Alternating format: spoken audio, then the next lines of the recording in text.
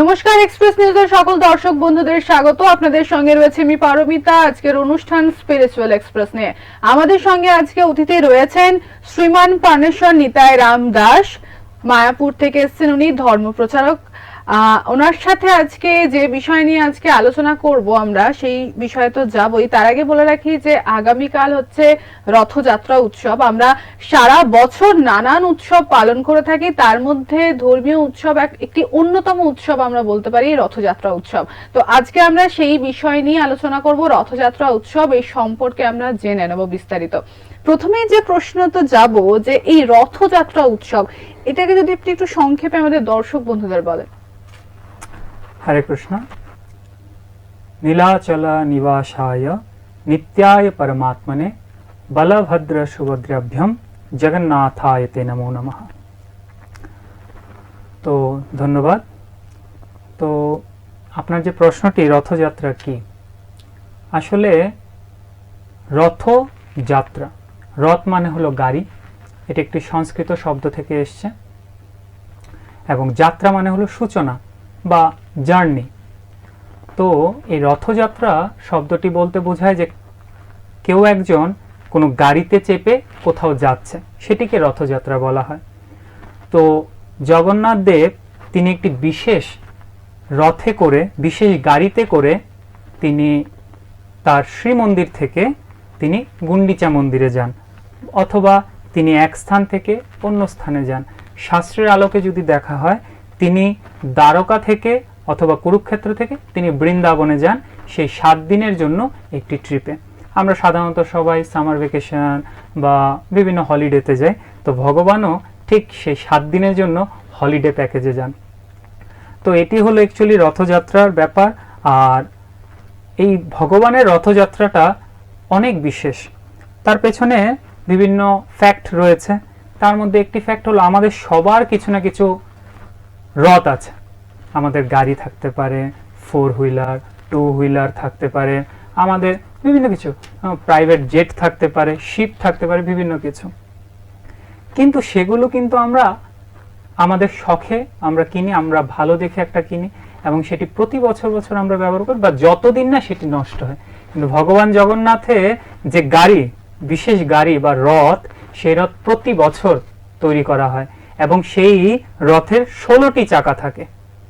প্রতি বছর সেটি নতুনভাবে তৈরি করা হবে, এবং প্রতি বছর সেটি রথের পর সেটিকে আবার ডেমোলিশ করা হবে, এবং বিভিন্ন জগন্নাথের বিভিন্ন সেবায় সেটিকে আবার যুক্ত করা হবে, এবং পরের বছর আবারও সেই রথ তৈরি করা হয়। সেটি হলো সাধারণ ভাষায় ভগবান একটি সামার ভ্যাকেশনে যান। আচ্ছা, আমরা এটা বলে থাকি যে জগন্নাথ দেবী 7 দিনের জন্য মাসির বাড়ি যাচ্ছেন, মানে এই ঘটনাটা যদি বলেন।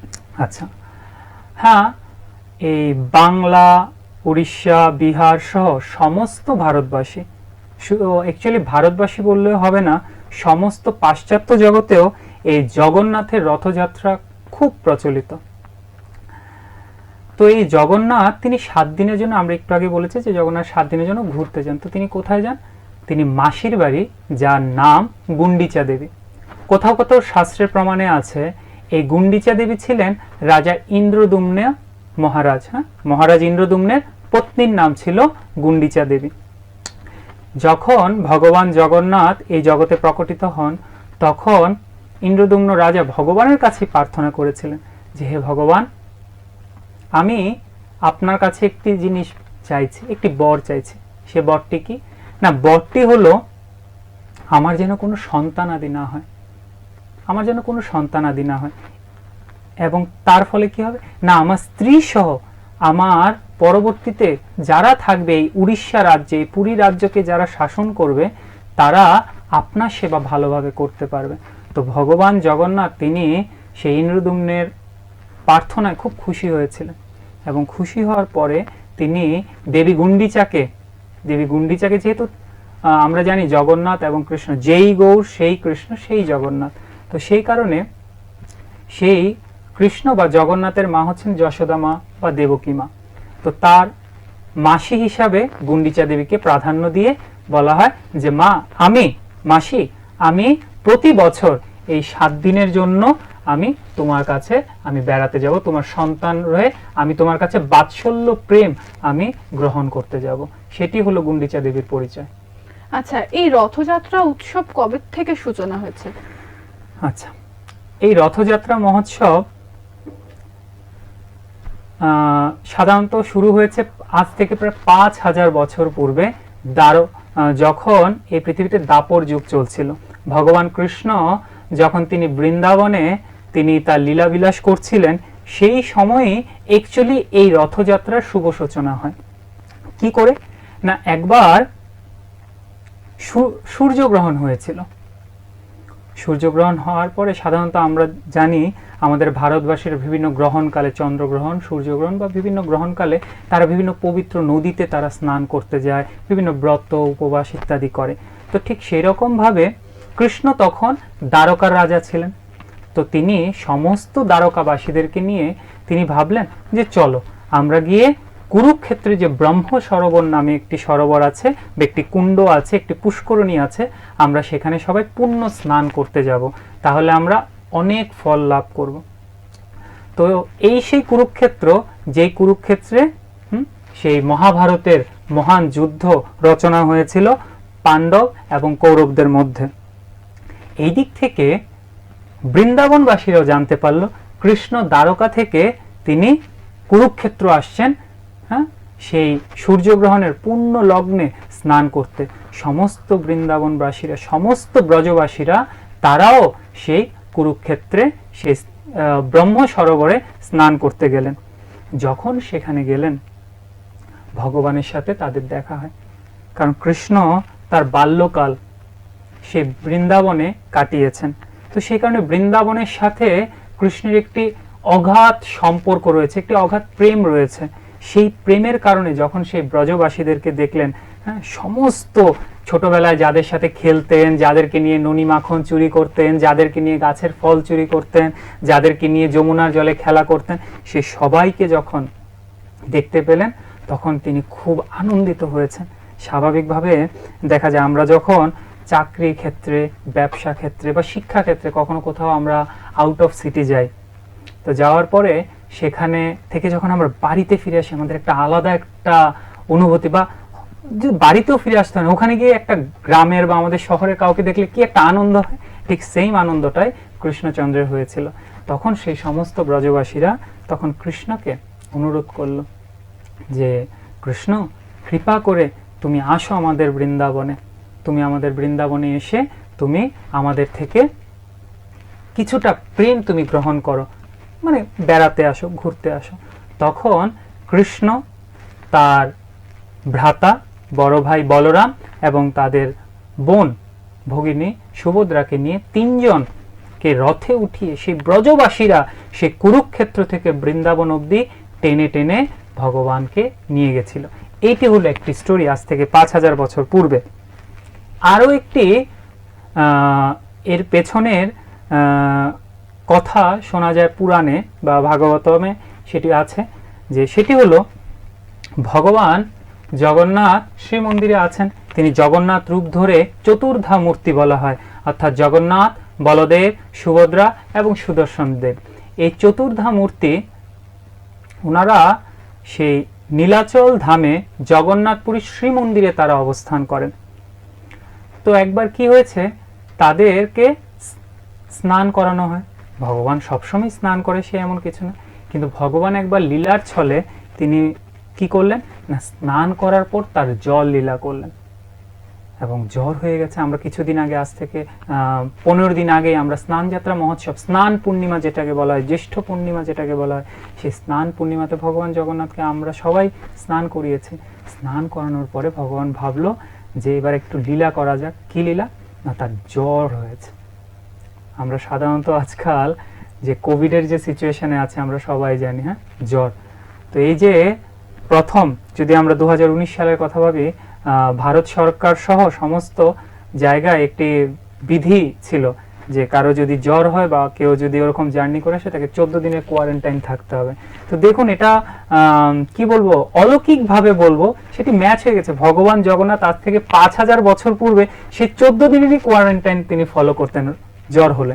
তো ঠিক সেরকম ভাবে ভগবান স্নান যাত্রার পর 14 দিনের জন্য তিনি কোয়ারেন্টাইন চলে গেলেন, যেটিকে শাস্ত্রীয় ভাষায় বলা অনবসর লীলায় তিনি চলে গেলেন। 14 দিনের জন্য তার মন্দিরে কপাট বন্ধ থাকবে, তিনি কাউকে দর্শন দেবেন না। ঠিক যেমন আমাদের জ্বর হলে আমরা কাউকে আসতে দেই না, কাউকে কাছে আমরা কোথাও ঘুরতে যাই না, হ্যাঁ? এবং তার দৈনন্দিন জীবনে অনেক পরিবর্তন আসে, খাবার দাবারের পরিবর্তন আসে, পোশাক আশাকের পরিবর্তন আসে, সবকিছুতে পরিবর্তন আসে। ঠিক তেমনি জগন্নাথেরও এরকম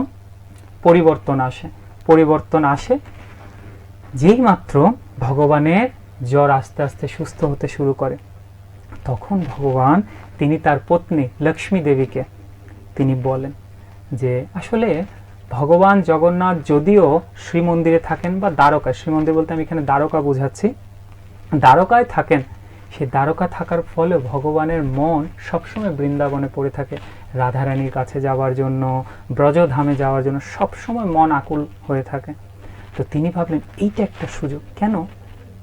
কারণ আমরা যখন অসুস্থ হয়ে পড়ি তখন আমাদের দেখবেন কেউ বলে থাকে যে যাও কিছুদিনের জন্য একটু হাওয়া বদল করে আসো, কোথা থেকে একটু ঘুরে আসো। তো ভগবান সেই সুযোগটাকে কাজে লাগিয়ে স্ত্রীকে বললেন যে লক্ষ্মী দেবী, আমার তো জ্বর হয়েছে আর অনেকটা দিন ধরে আমি বন্দি দশায় ছিলাম, আমি কিছুটা দিনের জন্য একটু ঘুরে আসি। লক্ষ্মী দেবী বললো ঠিক আছে, এটা তো খুব ভালো সংবাদ, তাহলে কোথায় যাবে তুমি? বললো দেখো কোথায় আর যাব, একটু বৃন্দাবন থেকে ঘুরে আসি, অনেক দিন হলো আমি বৃন্দাবনে যাই না। লক্ষ্মী দেবী তখন মনে একটু ভয় চলে এসছে। কেন? প্রশ্ন আসতে পারে দর্শকদের মনে, ভয় কেন? লক্ষ্মী দেবী কাছে বৃন্দাবনে যেতে চেয়েছে, আমরা যেমন কোথায় ঘুরতে যাই, দার্জিলিং, সিমলা, সুইজারল্যান্ড, বিভিন্ন জায়গায়। ভগবান একটি গ্রামে যেতে চেয়েছে, তার জন্মস্থানে যেতে চেয়েছে, তার আবির্ভাব স্থানে যেতে চেয়েছে, বৃন্দাবন। লক্ষ্মী দেবীর খুব ভয়। ভয়টি কেন? না কারণ কৃষ্ণের যত সখা এবং সখী বৃন্দরা আছে, যত গোপ এবং গোপীরা আছে, সবাই তো বৃন্দাবনে। এখন কৃষ্ণ তো এখন গৃহস্থ লীলা আছে, ফ্যামিলি ম্যান। তো ফ্যামিলি ম্যানকে কি সেই গার্লফ্রেন্ডদের কাছে পাঠানোটা একটু রিস্কের ব্যাপার হয়ে যায় না? তাই লক্ষ্মীদেবী বলল ঠিক আছে প্রভু, আপনি যেতে পারেন, কিন্তু সাথে আপনি ভাইকে নিয়ে যান, কারণ আপনি মাত্র জ্বর থেকে উঠেছেন, তো আপনার শারীরিক অবস্থা খুব এখনো দুর্বল, আপনি আপনার ভাইকে নিয়ে যান। ঠিক আছে, কিন্তু লক্ষ্মী দেবীর মনে একটু ভয়, ভাইকে দেব, ভাইয়ের কথা যদি না শুনে, সবচেয়ে ভালো হলো বোনকে পাঠিয়ে দিই, বোন তাহলে সবকিছু দেখে দেখে রাখবে। সেইভাবে সে সুভদ্রা দেবীকেও সাথে করে পাঠালেন আর বলে দিল যে দেখ বোন সুভদ্রা, তুই একটু দাদাকে না দেখে শুনে রাখবি, বৃন্দাবনের অবস্থা তো তুই জানিসই, বৃন্দাবনের লীলা তো আমার থেকে তুই ভালো জানিস, একটু দাদাকে না দেখে শুনে রাখবি। তো এইটা হলো একটি লীলা যে ভগবান তিনি জ্বর লীলা থেকে ওঠার পর তিনি 7 দিনের জন্য একটু হাওয়া বদল করার জন্য তিনি ব্রজধামে ঘুরতে যান। আচ্ছা, এই যে জগন্নাথ দেবের একটা মানে একদম অদ্ভুত রকম একটা মূর্তি, এরকম দেখতে ওনার একটা দৃশ্য, তো সেই বিষয়ে কি বলবেন? আচ্ছা, সেই বিষয়ে আবারও আমাদেরকে ফিরে যেতে হচ্ছে দাপর লীলা। কৃষ্ণ তখন রয়েছেন দ্বারকায় তার 16,108 জন মহিষী অথবা স্ত্রীদেরকে নিয়ে। একদিন সে সমস্ত পত্নীরা, জাম্ববতী, সত্যভামা, রুক্মিণী দেবী, সমস্ত পত্নীরা কৃষ্ণকে যশোদা মা এবং যে দেবকী মাতা আছে তাদেরকে জিজ্ঞেস করছেন যে আচ্ছা মা, আমাদের কৃষ্ণ যদিও আমাদের সাথে থাকছে, আমাদের সাথে লীলাবিলাস করছে, আমাদের সন্তান পরিবার সমস্ত কিছু আছে, কিন্তু তারপরেও কেন সবসময় বৃন্দাবন বৃন্দাবন বৃন্দাবন, কেন সবসময় যমুনা, গিরিগোবর্ধন, ব্রজধাম, ব্রজের ধুলি, ননী মাখন, এইসবের প্রতি একটা আলাদা রকম আকর্ষণ আছে? তখন মা যশোদা এবং দেবকী বলল যে এটি অত্যন্ত গোপন, কারণ কৃষ্ণের কানে যদি একবার সেই ব্রজধাম বা বৃন্দাবন শব্দটি একবার পৌঁছায়, বা রাধা রানী এই শব্দটি যদি একবার পৌঁছায়, তোমরা তাকে ধরে রাখতে পারবে না, সে এই সমস্ত কিছু ত্যাগ করে বৃন্দাবনে চলে যাবে। তাহলে কিভাবে হবে মা আমরা সেই, কারণ মা আপনি হচ্ছেন তার মা, আপনি কৃষ্ণের মা, তাহলে আপনার কাছ থেকে কিন্তু আমরা সবকিছু জানতে পারবো। অনেক সময় দেখবেন বৌমা এবং শাশুড়িদের সাথে অনেক সময় কিছু কথোপকথন হয়, আচ্ছা মা বলুন তো আপনার ছেলেটা ছোটবেলায় কি করতো, আচ্ছা আপনার ছেলেটা এরকম এরকম কিভাবে হয়েছে। তো ঠিক এখানে বউ এবং শাশুড়ি মার সাথে কথা হচ্ছে, তখন সেই শাশুড়ি মা দেবকী মা বললো ঠিক আছে আমি বলবো, তুমি একটা কাজ করো, সেই যে মেইন ফটকটা আছে, মেইন দরজাটা আছে সেটি বন্ধ করে দাও, কারণ কৃষ্ণ যদি হঠাৎ করে চলে আসে আর এই যদি শুনতে পায় তাহলে কৃষ্ণকে আর আটকে রাখা যাবে না, সে প্রেমাবেশে সে বৃন্দাবন ছুটে পালাবে। ঠিক আছে মা, যেই কথা সেই কাজ। তো আমরা তো সবাই আছে, তাহলে কাকে একজনকে পাহারাদার হিসাবে রাখতে হয়, তাহলে তিনি কি করলেন, সুভদ্রা দেবীকে পাহারাদার হিসাবে সে গেটে দাঁড় করিয়ে দিলেন। এবার যশোদা মা, রোহিণী মাতা এবং দেবকী মাতা তারা কৃষ্ণের ব্রজলীলা বলতে লাগলেন। কৃষ্ণ কিভাবে বিভিন্ন অসুরদের বধ করেছে, কিভাবে কংসকে বধ করেছে, কিভাবে গিরি গোবর্ধন লীলা উত্তোলন করেছে, অন্নকূট মহোৎসব, পুতনা বধ, ভিন্ন ভিন্ন রাসলীলা, যমুনায় স্নান লীলা, কালিয়া দমন লীলা, বিভিন্ন ব্রজলীলা বলছে। এরকম বলতে বলতে সেই ব্রজলীলায় সবাই ভাব বিভোর হয়ে গেছে। সুভদ্রা দেবী ভাবছে আচ্ছা কি এমন কথা বলছে, আমি একটু শুনি তো। তো যেই মাত্র সুভদ্রা দেবী সে কান পেতে শুনছে যে দরজার ভেতরে অন্দরমহলে কি কথা শুনছে, তা শুনে কৃষ্ণের কথা শুনে, তাদের ব্রজধামের কথা শুনে তার শরীর গলতে লাগলো। কথাটি শুনতে একটু অবাক মনে হলো। অনেক সময় দেখবেন আমরা যদি অনেক কিছু একটু শিহরিত কিছু একটা কথা শুনি বা আমাদের যদি পুরনো কিছু স্মৃতি মনে পড়ে, আমাদের লোম দাঁড়িয়ে যায়, আমাদের কেমন যেন একটু ভাব মনে হয়, ঠিক সেম ভাবটি ভগবানের সাথে হচ্ছে। তো সুভদ্রা দেবী গা একদম গলতে শুরু করলো। আমরা বলি ও দেখো প্রেমে গলে গেছে, তো ব্যাপারটা ঠিক এরকম, সুভদ্রা দেবী প্রেমে গলে গেছে সে বৃন্দাবনের কথা শুনতে। এমন সময় কৃষ্ণ, জগতের নাথ জগন্নাথ এবং তার ভাই বলরাম দুজনে এসে দেখলেন আরে সুভদ্রা মহারানীর এই অবস্থা কেন, আমাদের বোনের এই অবস্থা কেন। তখন তারাও কান পেতে সেই লীলাগুলো শুনতে লাগলেন। শুনতে শুনতে তাদেরও সেম বিকার হয়ে গেছে, তারাও বলতে লাগলেন। এমন সময় আমরা সকলে জানি নারদ মুনি সব জায়গায় পৌঁছে যান, যে কোনো জায়গায় পৌঁছে যান, নারদ মুনি সেখানে এসে উপস্থিত হলেন। নারদ মুনি তিনি এসে ভগবানের এমন রূপ দেখে বলছে, ভগবান এ কি তোমার অদ্ভুত রূপ, তোমাকে আমরা বংশী বাজানো অবস্থায় দেখেছি, তুমি কত দ্বিভুজ মুরলীধর, কত সুন্দর তোমার চোখ, কত সুন্দর তোমার ঠোঁট, কত সুন্দর তোমার হাত, কত সুন্দর, কিন্তু এই কি তোমার রূপ। তখন ভগবান জগন্নাথ বললেন, আসলে নারদ মুনি আমি ব্রজভাবে ব্রজ লীলা শ্রবণ করে আজ আমার এই রূপ হয়ে গেছে।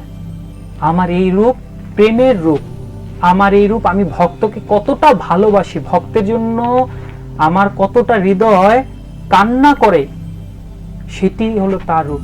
তখন নারদ মুনি ভগবানকে প্রণাম করে বলছে, ভগবান এই প্রেমের রূপ আমি চাই আজ আমি নয় সমস্ত জগৎবাসী দেখবে। বললো ঠিক আছে নারদ মুনি, তুমি যেহেতু এটি প্রার্থনা করছো আমি তোমার বর প্রদান করছি। কলিযুগে নীলাদ্রি পর্বতে নীলাচল ধামে আমি চতুর্ধা মূর্তি রূপে আমার ভাই বলরাম, আমার বোন সুভদ্রা, আমার সুদর্শন এবং আমি স্বয়ং, এই চারজন আমরা চতুর্ধা মূর্তি রূপে সেখানে অবস্থান করব এবং সেখানে ভক্তদেরকে আমি এই রূপে দর্শন প্রদান করব। এটি হলো জগন্নাথের এই রূপে একটি ঘটনা যা পুরাণে বর্ণনা আছে। এখন প্রশ্ন হতে পারে যে জগন্নাথ তো এইটি কিন্তু হঠাৎ করে তার মন্দিরে চলে আসতে পারে না, কিছু একটা ইনসিডেন্ট, কিছু একটা ঘটনাক্রমে সেই মন্দিরে বসতে হবে। যেমন এখানে আমি এসেছি, নিশ্চয়ই একটা কারণে এখানে এসে বসেছি। তো সেই কারণটি হলো সেই নীলাচল ধামে ইন্দ্রদুম্ন রাজা তখন রাজত্ব করতেন। তিনি ছিলেন ভগবানের খুব একজন ভক্ত। তিনি স্বপ্নাদেশ পেলেন যে নীলাদ্রি পর্বতের কোনো এক জঙ্গলে কোনো এক জায়গায় ভগবান নীল মাধব রূপে তিনি সেবা নিচ্ছেন কলিযুগে। এখন আমরা দাপর যুগ থেকে কলিযুগে চলে এসেছি। তিনি নীল মাধব রূপে দর্শন প্রদান করছেন ভক্তদের, কিন্তু তিনি এখানে গুপ্ত সেবা গ্রহণ করছেন, কোনো ভক্ত বা সে আড়ম্বরতার সাথে কিছু হচ্ছে না। তখন সেই স্বপ্নাদেশ পেয়ে ভগবান নীল মাধব তাকে বললেন যে আমি তোমার কাছে আসতে চাই, তোমার ভক্তিতে আমি খুব প্রসন্ন হয়েছি। তখন সেই রাজা ইন্দ্রদুম্ন তিনি তার সমস্ত মন্ত্রীদের, সমস্ত তার যে কর্মচারী ছিল সবাইকে পাঠিয়ে দিলেন যে যাও গিয়ে সেই নীলাদ্রি পর্বতের কোথায় সেই নীলমাধব আছে তাকে নিয়ে আসো, বা তার খোঁজ নিয়ে আসো, আমি সেখানে গিয়ে ভগবানের সেবা দর্শন করব। সবাই চলে গেছে দিকে দিকে, সবাই দিকে দিকে চলে গেছে। দিকে দিকে যাওয়ার পরে সেই জগন্নাথের, সেই রাজা ইন্দ্রদুম্নের একজন বিশেষ সেবক ছিল বিদ্যাপতি। সেই বিদ্যাপতি তখন নীলমাধবের খোঁজ পেয়েছেন। খোঁজ পাওয়ার পরে নীলমাধব তিনি অদৃশ্য হয়ে যান। রাজা ইন্দ্রদুম্ন সেখানে গিয়ে আর নীলমাধবকে দেখতে পান না। তখন তিনি এত কষ্ট হয়েছে, এত কষ্ট পেয়েছেন, তিনি বলল আমি আর এই জীবন রাখবো না, এই জীবন আমার দ্বারা আর রাখা সম্ভব না, আমি ভগবানের দর্শনটুকু করতে পারলাম না। সেই দিন রাতে ইন্দ্রদুম্ন রাজাকে ভগবান স্বপ্নাদেশ দিলেন যে ইন্দ্রদুম্ন তুমি চিন্তা করো না, আমি মহানন্দা নদী থেকে ভেসে ভেসে আমি সাগরে 4টি কাষ্ঠ রূপে আসবো এবং সেখান থেকে তুমি তুলে নিয়ে আমার বিগ্রহ রূপ তৈরি করো। ইন্দ্রদুম্ন রাজা বললো যে কি করে বুঝবো যে আপনার রূপ কেমন হবে? তুমি চিন্তা করো না, স্বয়ং বিশ্বকর্মা, স্বয়ং বিশ্বকর্মা তিনি স্বয়ং আসবেন এবং আমার এই বিশেষ রূপ যা আমি নারদ মুনিকে আমি পূর্বে বর প্রদান করেছিলাম, বিশ্বকর্মা আমার সেই রূপ এখানে প্রতিষ্ঠা করবে এবং তুমি আমার জন্য এক বিশাল মন্দিরের রচনা করো, যা আজকে আমরা দেখছি জগন্নাথপুরীতে বিশাল মন্দিরের রচনা করো, সেখানে আমি জগন্নাথ রূপে সেবা গ্রহণ করব। একদম, আমরা তো জানলাম এই রথযাত্রা উৎসব সম্পর্কেও জানলাম, জগন্নাথ দেব তার নিয়ে অনেক কিছুই শুনলাম, অনেক গল্প শুনলাম। আরেকটা যে বিষয়ে জানতে চাইবো, আমরা রথযাত্রা উৎসব বলতেই প্রত্যেকে যে পুরীর জগন্নাথ দেব, জগন্নাথ ওখানকার পুরীর রথযাত্রা উৎসবকে বুঝি, তো সেখান থেকে স্কনের রথযাত্রা উৎসব এই বিষয়ে জানতে চাইবো। আচ্ছা, হ্যাঁ, সাধারণত রথযাত্রা বলতে প্রথমে আমাদের যে ব্যাপারটি মাথায় আসে পুরীর রথ।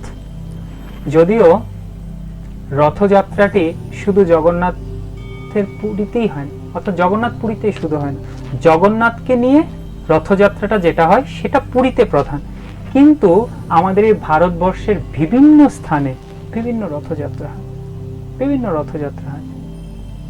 যদি আমরা দেখি দক্ষিণ ভারতে, সেখানে উডুপিতে ভগবানকে নিয়ে রথযাত্রা হয়।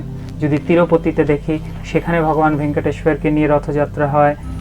বিভিন্ন জায়গায় রথযাত্রা হয়, কিন্তু জগন্নাথকে নিয়ে একমাত্র রথযাত্রা জগন্নাথপুরীতে। এবং তার একটি স্পেশাল একটি পয়েন্ট আছে, সেটি আমি এই ভিউয়ার্সদেরকে বলতে চাই, দর্শকদের বলতে চাই, সেটি হলো পঞ্চরাত্রিক বিধান, অর্থাৎ ভগবানকে সেবা পুজো করার, ভগবানকে অর্চন করার একটি বিধান রয়েছে। সেই বিধানটি যে বইয়ের লেখা সেটিকে পঞ্চরাত্রিক বিধান বলা হয়। সেই বিধান বইয়ে বলা আছে যে একবার যখন শ্রী বিগ্রহ প্রতিষ্ঠা হয়ে যাবে সেটি কখনো আর মন্দির থেকে বের হবে না, এবং এই ভারতবর্ষের যত মন্দির আছে সে সমস্ত মন্দিরেই একই নিয়ম পালন করা হয়। ভগবান যখন একবার প্রতিষ্ঠা হয়ে যাবেন তিনি আর মন্দির থেকে কখনো নড়বেন না, তার রত্ন সিংহাসন থেকে কখনো নড়বেন না। কিন্তু একমাত্র জগন্নাথ তিনি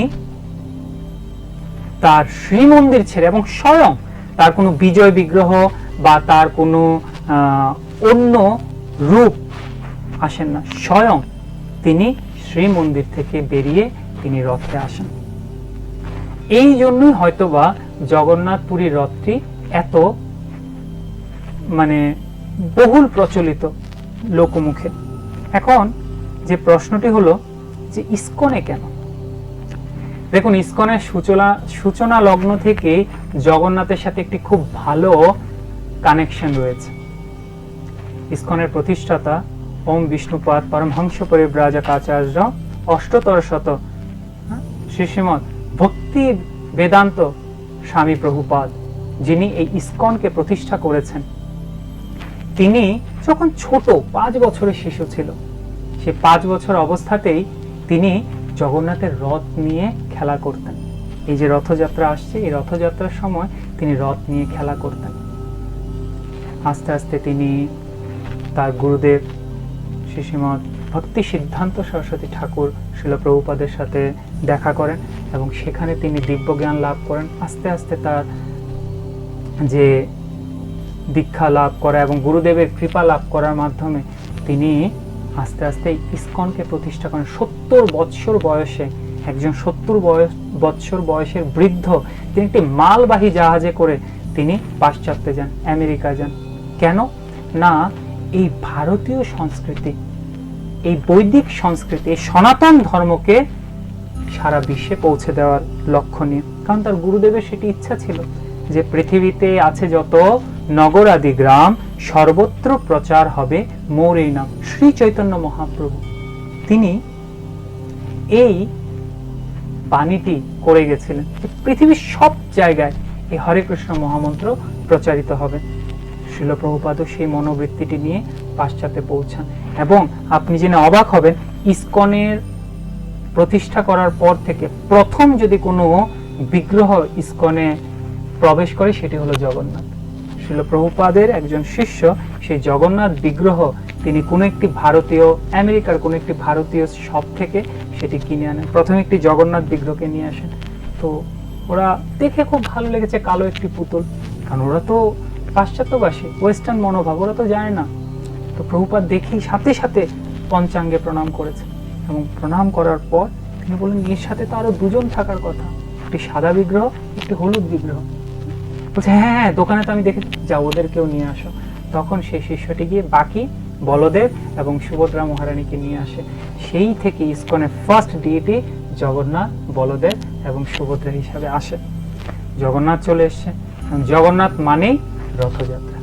এখন জগন্নাথ যেহেতু চলে এসছে, প্রভুপাদ তখন বললেন যে তোমরা এবার রথযাত্রার ব্যবস্থা করো। ভগবান জগন্নাথ প্রতি বছর শ্রীধাম পুরীতে তিনি এই রথযাত্রা মহোৎসব করে।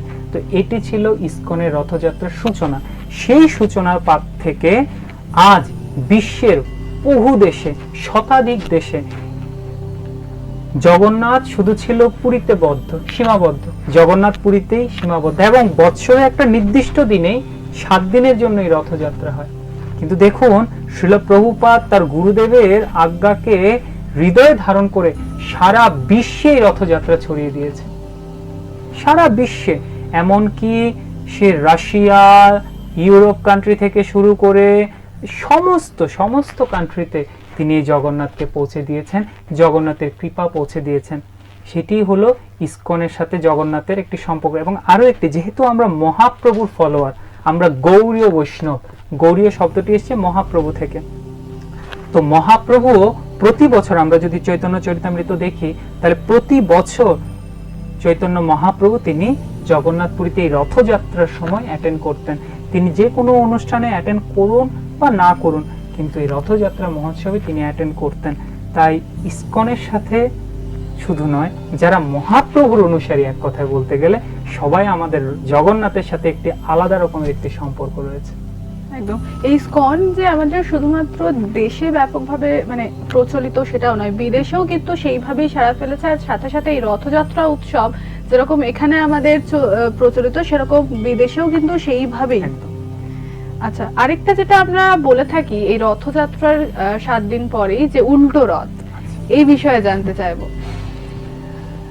ভগবানের সামার ভ্যাকেশন কমপ্লিট হয়ে গেছে, তাই 9ম দিনে 7 দিন তিনি গুন্ডিচা মন্দিরে অবস্থান করেন। আর বাকি আসা যাওয়া নিয়ে টোটাল 9 দিন তার ভ্যাকেশন থাকে। ভগবান 9ম দিনে তিনি সেই মাসির বাড়ি থেকে আবার শ্রী মন্দিরে তিনি চলে আসেন। এখানেও একটি ছোট্ট একটি লীলা আছে, ভগবানের লীলা। আসলে ভগবানের লীলা খুব মধুর। এখন মধু মাস চলছে, যদিও বৈশাখ জ্যৈষ্ঠ মাস চলে গেছে, তারপরও আম কাঁঠাল এখনো পাওয়া যাচ্ছে। আপনি আমের খোসা ছাড়িয়ে যেই দিক থেকে আপনি একে টেস্ট করবেন, একই স্বাদ কিন্তু লাগে, মিষ্ট।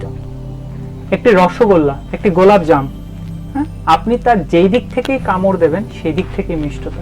তাই ভগবানের সেই সোজা রথ হোক আর উল্টো রথ হোক, সবকিছুতেই মিষ্টতায় ভরা, রসে ভরা, লীলায় ভরা। তো আমি একটু আগেই আপনাদেরকে একটি লীলা বলছিলাম যে লক্ষ্মী দেবীর থেকে আজ্ঞা নিয়ে বা লক্ষ্মী দেবীর কাছে বলে ভগবান জগন্নাথ তিনি ঘুরতে যান। তিনি যখন ঘুরতে যান তখন স্ত্রী বলে কথা, হাজবেন্ডকে এইভাবে একা ছাড়তে পারেন না। তো তিনি পঞ্চম দিনে হচ্ছে ভগবান আসছে না কেন, একদিন হয়ে গেল, দুদিন হয়ে গেল, 3 দিন হয়ে গেল, ভগবান আসছে না কেন? তখন পঞ্চম দিনে ভগবানকে নিয়ে আসার জন্য লক্ষ্মী দেবী স্বয়ং সে গুন্ডিচা মন্দিরে যান, যেটিকে আমরা হেরা পঞ্চমী বলি। হেরা মানে হলো দেখা, দেখা। তো ভগবানকে দেখতে পঞ্চম দিনে লক্ষ্মী দেবী যান। সেখানে গিয়ে লক্ষ্মী দেবীর সাথে বিভিন্ন বার্তালাপ এবং অনেক লীলা হয়। তখন ভগবান বলে যে তুমি চিন্তা করো না, আমি আর কিছুদিন পরেই আসছি। তো ভগবান তখন উল্টো রথ, অর্থাৎ নবম দিনে ভগবান আবার তার স্ত্রীর কাছে অর্থাৎ শ্রীমন্দিরে অর্থাৎ দ্বারকায় তিনি আবার ফিরে যান। একদম। আরেকটা যেটা আপনাদের তো এই 7 দিনের যে মানে স্কনের যে নানান অনুষ্ঠান থাকে, মানে মাসির বাড়ি যাওয়া শুরু থেকে একদম উল্টোরথ ফিরে আসা পর্যন্ত জগন্নাথ দেবের, তো সেই সময়টাতে মানে আপনাদের কি রকম, আমরা তো শুনেছি বা দেখেওছি ইসকন ভীষণ জাঁকজমক ভাবে এই রথযাত্রা উৎসব পালন হয় সেখানে, তো ঠিক কি কি ধরনের অনুষ্ঠান থাকে বা আপনাদের এই 7 দিনের মধ্যে কি কি ধরনের অনুষ্ঠানের মধ্যে আপনারা দেখা যায়? দেখুন, এই কোভিড পরিস্থিতিতে আমাদের অনুষ্ঠানের সূচিতে অনেক পরিবর্তন এসছে, কারণ জগন্নাথ তিনি মন্দির ছেড়ে তিনি রাজপথে বেরোন তার একটাই উদ্দেশ্য, ভক্তদের কৃপা করার জন্য, ভক্তদের দর্শন দেওয়ার জন্য। কারণ শাস্ত্রে আছে যে একবার যদি রথে, যে ভগবান জগন্নাথ অবস্থান করেন রথে, সে রথে অবস্থানকালীন সময় কেউ যদি, একজন চণ্ডাল, একজন নীচ, একজন বিধর্মীয় যদি ভগবান জগন্নাথকে দর্শন করে, তাহলে তার আর মনুষ্য জীবন নিতে হবে না। ভগবান দেখুন কত কৃপালু, আমরা কতটা একজনের প্রতি দয়া দেখাতে পারি, কিন্তু ভগবান তিনি এমন দয়া দেখাচ্ছেন। তো সেই কারণে ভগবান কৃপা প্রদর্শন করার জন্য তিনি রাজপথে আসেন। তাই ইসকনে কোভিড পরিস্থিতিতে অনেকটাই লিমিটেড তার অনুষ্ঠান সূচি করেছে। সাধারণত আমরা বিশ্ব শান্তিকল্পে আমরা যজ্ঞ করি, গো পূজা করি, আমরা তুলাভরণ যজ্ঞ করি, আমরা বিভিন্ন সাংস্কৃতিক অনুষ্ঠান রাখি, বিভিন্ন ভজন কীর্তনের ব্যবস্থা রাখি, মহাপ্রসাদ বিতরণের ব্যবস্থা রাখি, এছাড়াও বিভিন্ন অনুষ্ঠানমালা দিয়ে এবং দেশ বিদেশ থেকে বিভিন্ন আলোচক বৃন্দরা তারা এসে ভক্তদের মাঝে সে জগন্নাথ কথা পরিবেশন করে বিভিন্নভাবে, বলতে পারেন 7 দিন শুধু ভগবান সেই আনন্দে থাকেন না, ভগবান তার ভক্তদেরকে নিয়েও আনন্দে থাকে। কিন্তু এই কোভিড পরিস্থিতিতে আমরা বিভিন্ন মন্দিরে দেখেছি এবং এই ইসকনেও যেসব জায়গায় প্রশাসনের সহায়তায় বা রাজ্য সরকার বা স্থানীয় সরকারের সহায়তায় যে লিমিটেড ইনডোর রথযাত্রার যে ব্যবস্থা করেছে, সেখানেও আমরা চেষ্টা করছি যে কোভিড বিধি পালন করে সরকারকে মান্যতা দিয়ে, প্রশাসনকে মান্যতা দিয়ে আমরা কোভিড বিধি মেনে সেই রকম ভাবে আমরা রথযাত্রা করার ব্যবস্থা করছি। আরেকটা যেটা বিষয় যে এই রথযাত্রা, রথের দড়িতে টান, মানে আমরা সবাই সেই সময়টায় যতই ভিড় হোক না কেন, মানে এই 2 বছর পরিস্থিতি বাদ দিয়ে, মানে সেই সময়টা যে রথের দড়ি ছুঁয়ে প্রণাম করা, আমরা শুনেছি যে রথের দড়িতে টান দিলে বা রথের দড়ি ছুঁয়ে প্রণাম করে বা রথ দেখাও যদি আমরা বলি, যে জ্ঞান বৃদ্ধির সাথে সাথে পাপ মোচন ঘটে। তো এই বিষয়ে জানতে চাইবো। আচ্ছা, এখন জগন্নাথের রথযাত্রা এটি কোনো ধর্ম বা বর্ণের মধ্যে লিমিটেড নয়, এটি সমস্ত মানব জাতির কল্যাণের উদ্দেশ্যে। এই রথযাত্রা উৎসব একটি বার্তা সকলের জন্য, সমস্ত মানব জাতি, সমস্ত জগৎবাসীর জন্য এটি একটি বার্তা যে দেখো, অনেকে হয়তো বা ভাবে যে আমি অহিন্দু, আমি বিধর্মী, আমি সনাতন ধর্মাবলম্বী নই, আমি বোধহয় মন্দিরে যেতে পারবো না বা মন্দিরে গেলে কোনো সমস্যা হতে পারে। তাই এই জগন্নাথ ভগবান জগতের নাথ, তিনি জগতের নাথ, তিনি কোনো বর্ণ বা ধর্মের তিনি ভগবান নন, তিনি সবার। ব্যাপারটা হলো এমন, একটি সন্তান তার বাবাকে, তার মাকে, তার ভাইকে স্বীকার নাও করতে পারে কোনো না বিশেষ কোনো কারণ, কিন্তু বাবা অথবা মা কিন্তু তার সন্তানকে অস্বীকার করতে পারবে না। তাই জগতের নাথ জগন্নাথ, তাকে হয়তো বা বলি ও এই হিন্দুদের ভগবান, ও এই বৈষ্ণবদের ভগবান, আমরা বলতে পারি, কিন্তু ভগবান জগন্নাথ ওরকম কৃপণ নন, তিনি সকলের ভগবান। তাই তিনি কি করেন, মন্দির ছেড়ে তিনি রাস্তায় চলে আসেন। কেন? রাস্তায় সমস্ত ধরনের লোকজন আসা যাওয়া করে, রাস্তা দিয়ে যে কোনো বর্ণের লোক, যে কোনো ধর্মের লোক আসা যাওয়া করে। তাই একবারও যদি ভগবান জগন্নাথের দিকে কেউ ভক্তিপূর্ণ হোক অথবা ভক্তিপূর্ণ না হোক, যদি একবারও সে ভগবান জগন্নাথকে দর্শন করে, তাহলে তার যে পাপ মুক্তি শুধু নয়, তার মানব জীবনের যত দুঃখ, যত ক্লেশ আছে, সমস্ত কিছু থেকে তিনি মুক্তি লাভ করবেন। আর রইল বাকি রথের দড়ি টান।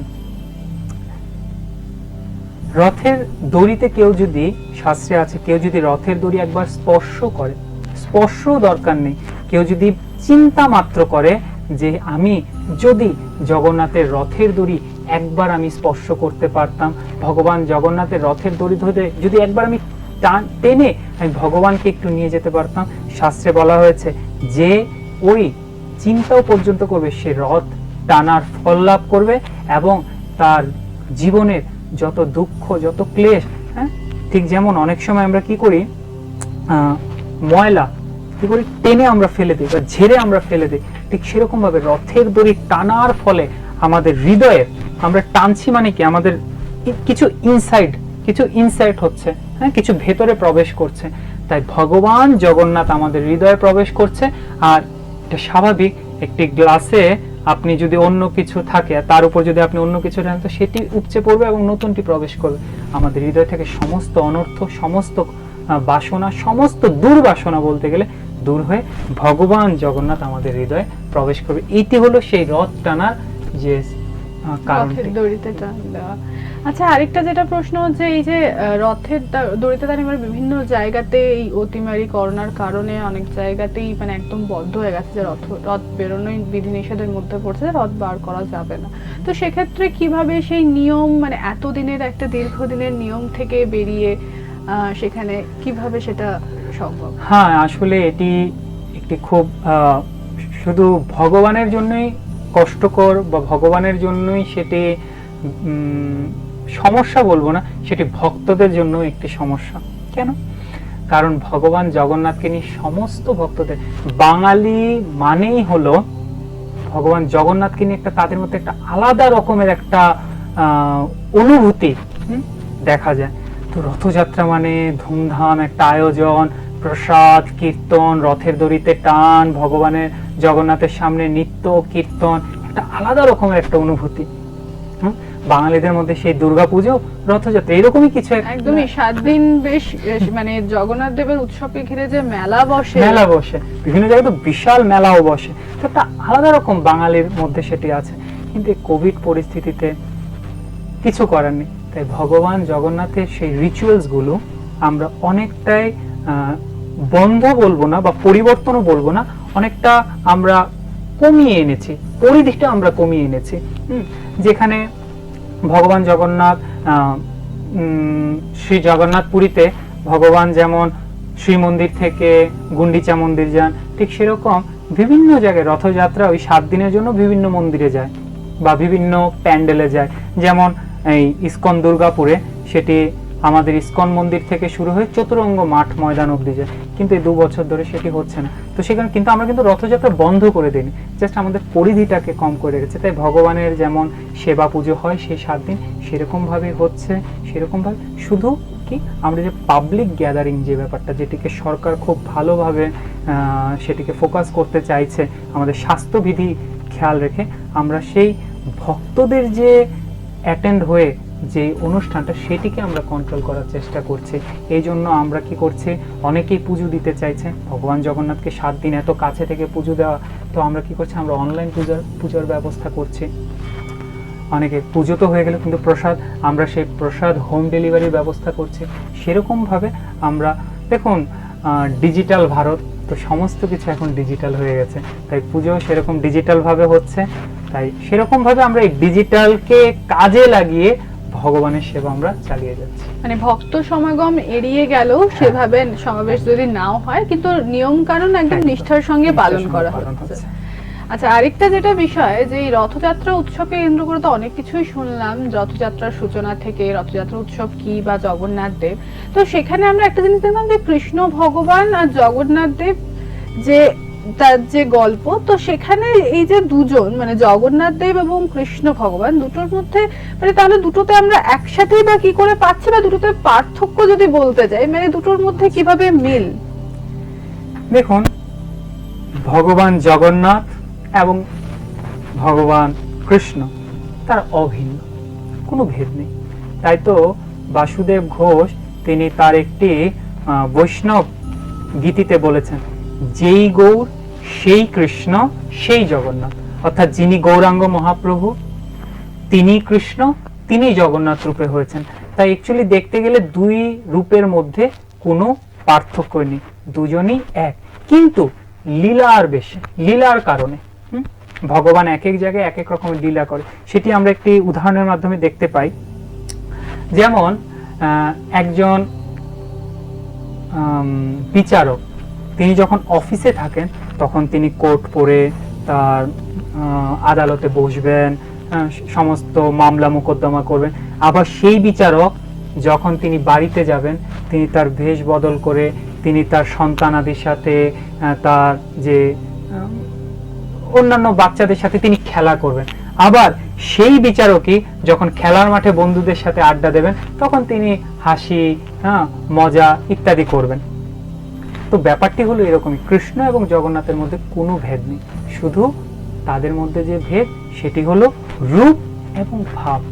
কৃষ্ণ তিনি বৃন্দাবন বলতে আমরা কৃষ্ণকে বুঝি, বৃন্দাবন মানে কৃষ্ণ, কৃষ্ণ মানে বৃন্দাবন।